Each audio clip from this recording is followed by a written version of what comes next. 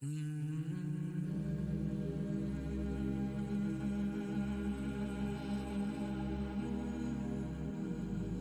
is linked with Gog and Magog, which is the biggest footprint of all. Which we used this methodology, that we looked at all the ahadith of Prophet Muhammad ﷺ pertaining to Gog and Magog, to see whether there was any town mentioned by him that is linked to Gog and Magog. And when we had studied all the ahadith, we found only one town, only one in the hadith. And it is Baytul Maqdis, Jerusalem, Al-Quds.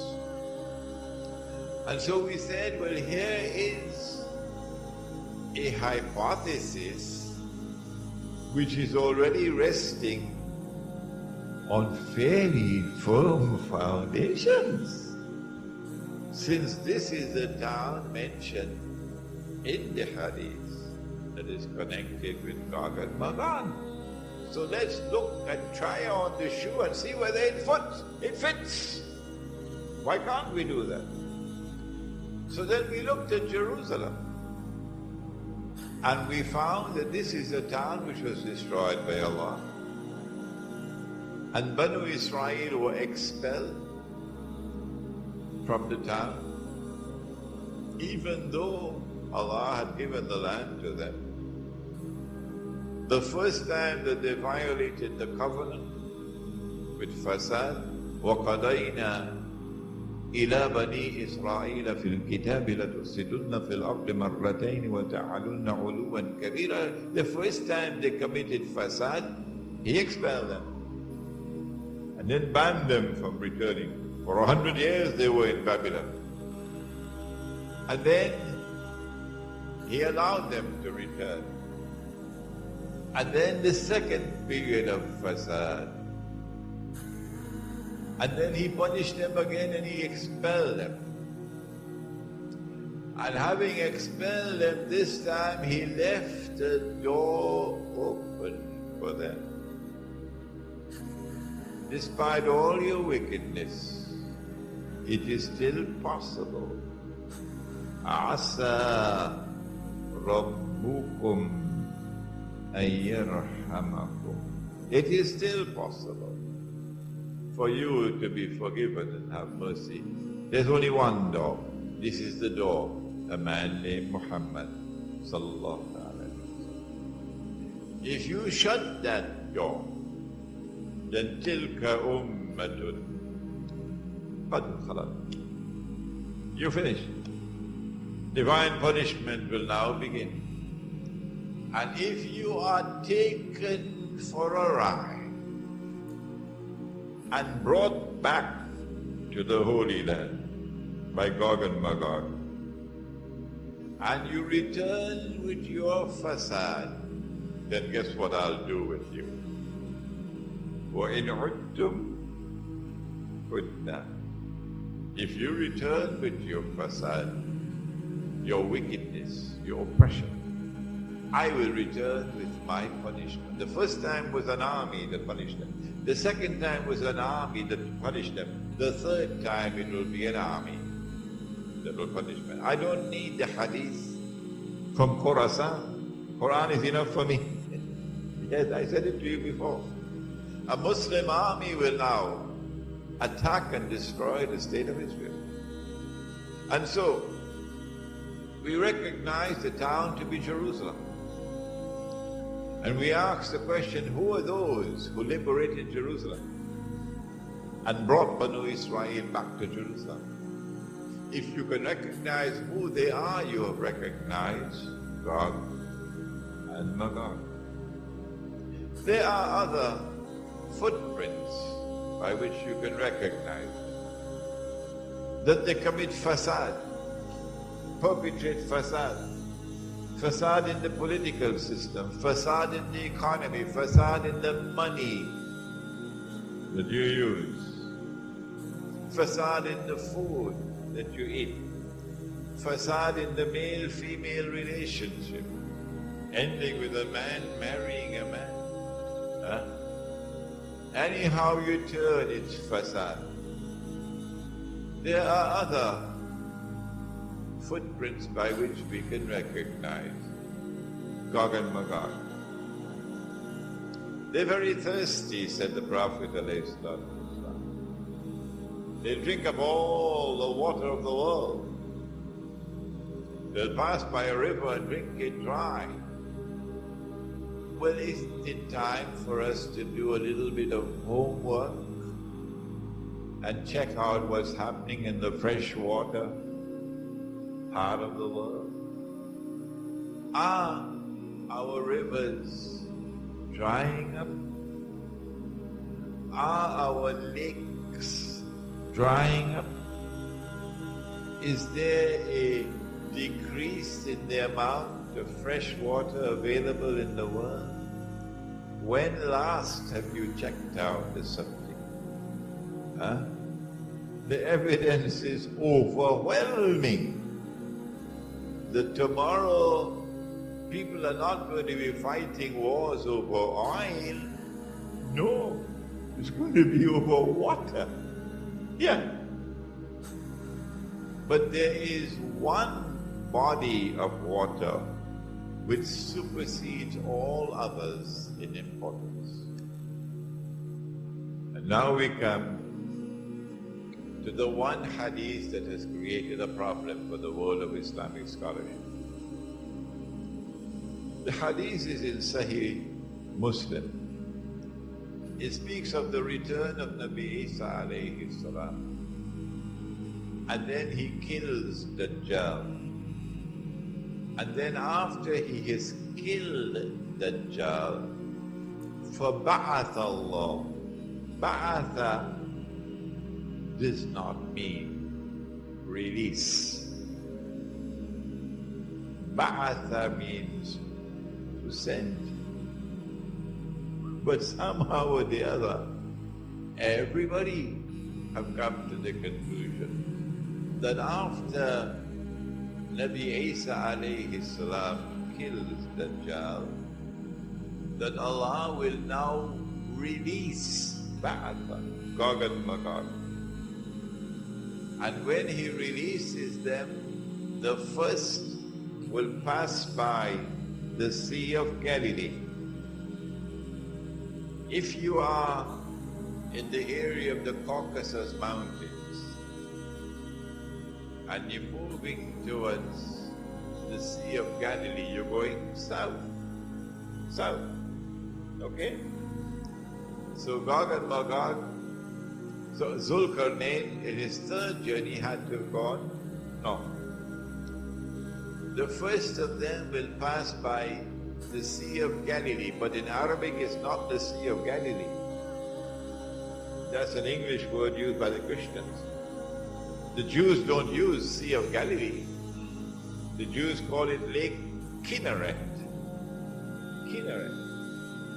And in the Ahadith it is known as Buhayrat al-Tabariya, Lake Tiberias. All three names refer to the same body of water. The first of them will pass by the Sea of Galilee and start to drink the water. And by the time the last of them pass, they will say, there used to be water here. I think this is a fairly simple footprint to recognize. Fairly simple, like the tall buildings. That when you see the water level in the Sea of Galilee going down and down and down, and when it reaches the point of no return, that it has crossed the level now that the Sea of Galilee could ever be revived, it's only a matter of time for it to die, to dry up. Then you know that you are close now to the end. What is the water level in the Sea of Galilee now? The answer is the water level in the Sea of Galilee has already crossed the point of no return. That's how low it is. Indicating that Gog and Magog have been passing. When they pass by the Sea of Galilee, where are they going? They're going to Jerusalem. When they go to Jerusalem, what are you doing with the water? You drank all that water? Huh? We're dealing here with religious symbolism. It's not the actual drinking of the water. Rather, it is the consumption of water. Israel said, we're going to make the deserts green. Those Arabs couldn't do that. They are dum-dums, the Arabs. And we have the scientific and technological know-how. We can change the desert and make it green. The Saudis are now growing wheat in Saudi Arabia. Yeah, but you do it at a price. The price you pay for making the desert green is that you will be consuming more water than nature can replenish. We're going to give you the industrial economy. The industrial economy consumes more water than nature can replenish. And so you're tying a rope around your own neck.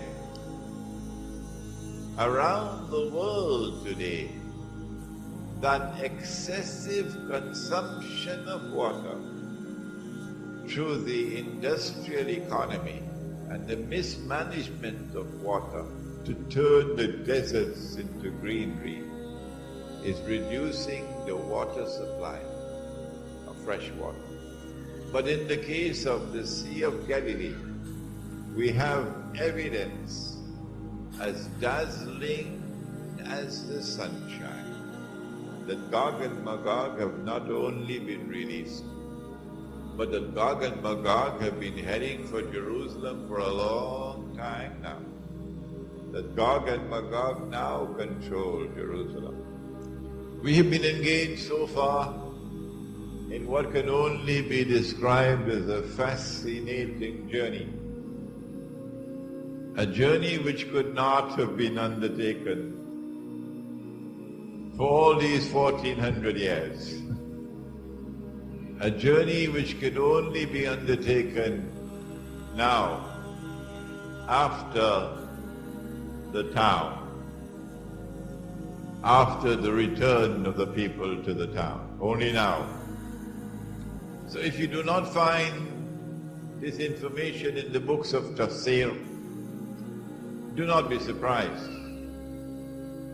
We return to that crucially important hadith, which is repeated something like 8 times in Sahih Bukhari alone,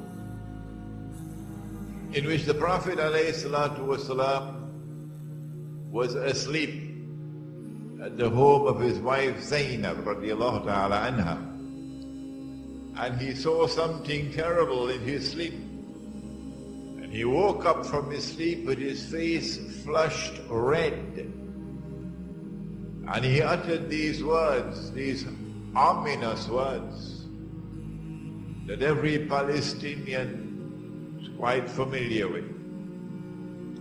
He said, Wailun lil Arab, woe unto the Arabs, in sharrin qad iqtaraba, because of a shar, evil, great evil, which is now qareeb, which will now become close, iqtaraba. And then he raised his hands and made a hole like this and said, today, a hole has been made in the rudder, the barrier built by Zulkarnain, indicating that Allah is now bringing down the barrier. فَإِذَا جَاءَ وَعْدُ رَبِّ جَعَلَهُ دَكَّاءَ. Allah is now bringing down the barrier. And once Allah brings down the barrier, the release of Gog and Magog will commence. She asked Zainab radiallahu ta'ala anha, Anuhlika, will we be destroyed? وَفِينَا الصَّالِحُونَ, and while they are righteous people in our midst, would we still be destroyed? He said, Na'am, yes, the Arabs will be destroyed. When? إِذَا كَثُرَ الْخَبَثِ, when the timeline has been given by the Prophet alayhi salatu wasalam. He has actually given us the timeline for the destruction of the Arabs. When khabath prevails in the world, when the world is inundated with khabath, filth, the filth that comes from pornography, for example, khabath. And so you just have to look around you to see how close it is. How close it is. We are now living in a world more filthy than anything that mankind could ever have dreamed of.